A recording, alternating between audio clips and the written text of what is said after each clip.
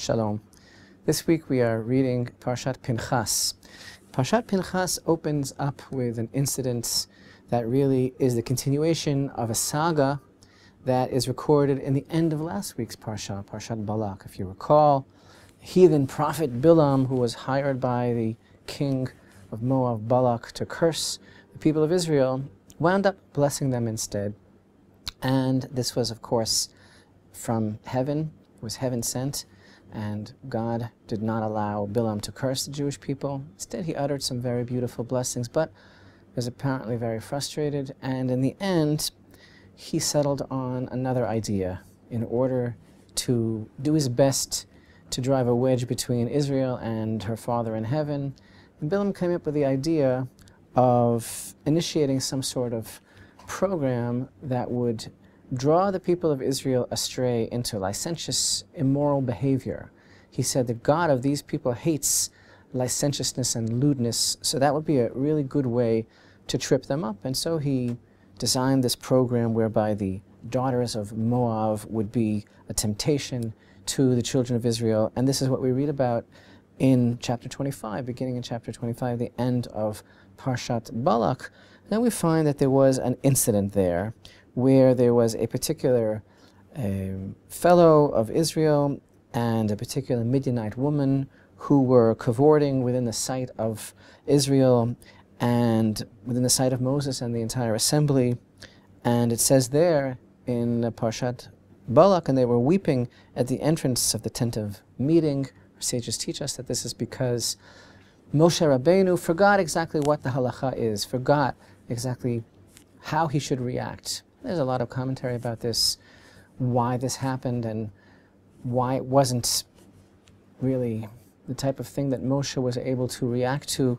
Comes along Pinchas, the son of Eleazar, the son of Aharon HaKohen, and he saw what was going on, and he stood up from amid the assembly, and he took a spear in his hand, and he killed the Israelite man and the Midianite woman, and this is the way that he assuaged the wrath of God that was coming upon the children of Israel, and this is the way that he sanctified the name of God. All this, the end of Parashat Balak. Now we begin Parashat Pinchas with these words. Hashem spoke to Moshe saying, Pinchas, the son of Eleazar, the son of Aaron, the Kohen, turned back my wrath from upon the children of Israel when he zealously avenged my vengeance among them. So I did not consume the children of Israel in my vengeance. Therefore say, behold, I give him my covenant of peace. And we're familiar with the character of Pinchas and this tremendous act of courageous and righteous, proactive, shall we say, avenging the honor of God, which he did publicly.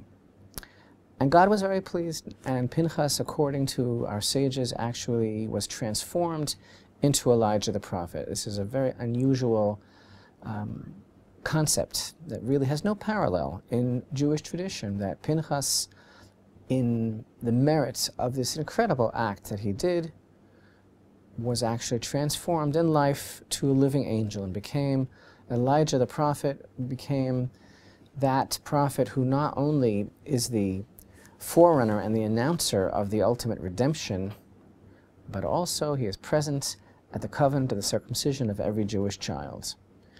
But it's interesting when we begin the Parsha and we look at the words of Rashi on the name Pinchas, the son of Eleazar, the son of Aharon HaKohen.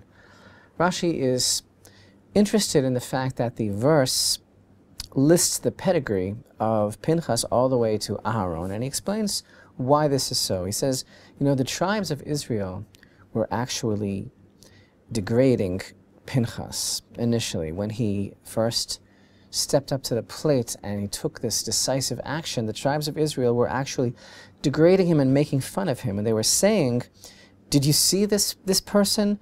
That his grandfather actually fattened cows for idolatry, for idolatrous sacrifices, and then he goes and he kills a prince in Israel because the man whom he killed was actually a person named Zimri, who was one of the princes of the tribe of Shimon. So they said, did you see this kind of upstart who actually comes from not such a great family, comes from an idolatrous background. His grandfather was an idolater who fattened cows for idolatrous rites. And then he goes and he kills a prince in Israel. And Rashi says that's why the verse actually brings his lineage all the way back to Aaron. And what he's actually referring to is the fact that on Pinchas's mother's side, so his grandfather, the father of his mother, was descendant of Yosef, but the mother of his mother was a descendant of Yitro. And you know, we have this concept whenever our sages tell us something that seems anecdotal, or that seems somehow on the periphery, or just, you know, somehow a homily. We have to understand that there's always a very deep message here. And let's look at what Rashi is telling us, and we can realize that there's a very profound idea that's being expressed here. And that is that when the tribes were actually making fun of Pinchas, and they were saying, did you see this guy? Who is he? You know, to go and kill a prince of Israel. He's actually kind of a newcomer, a late bloomer, doesn't come from a religious household. His grandfather was actually an idolater. What they're saying here is there's several things. First of all, they're actually saying on a deep level, they're saying, you know what? Maybe this is just, this kind of reaction isn't really a traditional Jewish type of reaction. Maybe it's just because he has a certain kind of paganity left in him, after all. He comes from idolatrous stock. Maybe this type of reactionary, you know, reaction is kind of just a hot-headed, pagan type of, you know, thing in his blood. You know, there's a lot of bloodletting there. There's pagan sacrifices and a lot of kind of ritual that he's used to, like in that area, kind of rites. And maybe, you know, this kind of public slashing and killing is like, comes from his idolatrous blood that's in him. Or on a simpler level, what they're really saying is they're saying, you know what? Is this really the Jewish way, what he did? Pinchas, was this really the thing to do? Was this really something that a nice Jewish boy should do? Should get up and kill these two people in public just because they were actually making a mockery of the entire Torah? Just because they were actually degrading the name of the God of Israel and practically denying creation altogether by doing this in public?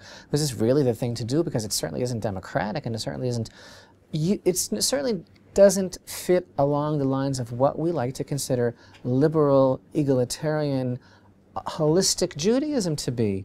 Is this really necessary? That's really what they were saying. They were saying, did you see this guy? It's like, who is he to do such a thing? This can't be Jewish. This must come from some kind of idolatrous, pagan, primitive, prehistoric, you know, past that Judaism was, but that's not what Judaism is anymore. And therefore, the verse bothers to tell us that Pinchas, the son of Eleazar, was the son of Aharon HaKohen. He is actually a chip off the old block of Aaron himself, who is, of course, known as the definitive man of peace, who stood for harmony and peace and goodwill towards everyone. And, of course, the verse tells us specifically that Hashem actually says that he rolled back, he assuaged my anger from the children of Israel when he was zealous for my jealousy in their midst, and therefore I did not destroy the children of Israel in my wrath. So it was God's own jealousy and his own feeling that Pinchas was really here channeling and interpreting and taking action for, wasn't for himself.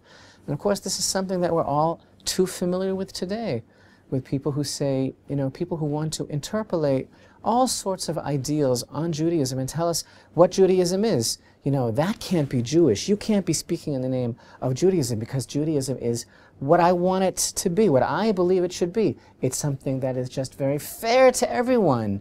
You know, he's only a God of love, and there isn't any room for any sort of exacting retribution because, you know, Judaism means caring about everyone. Everyone else has rights. You know, usually not only before, but to the exclusion of the Jewish people was what they mean. And everyone else matters more than we do, and we have to take the lead in the world's movement of liberalism, and everybody's okay. Everything is okay. every kind of perversion is okay. Isn't that what it means to be Jewish? Unfortunately, this is what people think today. And actually, when we understand what Rashi is saying, then we understand that this is not new at all. There have always been people who have tried to say, don't tell me what Judaism is. I know what Judaism is. It means being so wonderful and fair and open-armed, accepting of everyone in the world. But actually, that's not what it's all about at all. Because Pinchas was standing up and taking vengeance on the honor of God. Because God really says in so many words in this verse that he rolled back, he assuaged my anger from upon the children of Israel when he was zealous and jealous for my jealousy. And here's the irony, is that everybody wants to interpret and define what Judaism is in their comfort zone, what makes each one of us comfortable. But God has a say in it too. And here he tells us, you know what? Pinchas not only did he do the right thing, but that's a real nice Jewish boy. That was the thing to do, because God says, my honor is all that counts. And Pinchas became Elijah the prophet. What a merit. He's the one who comes to tell us that the redemption has come. The redemption comes in the merit of standing up for the honor of God, just like Pinchas.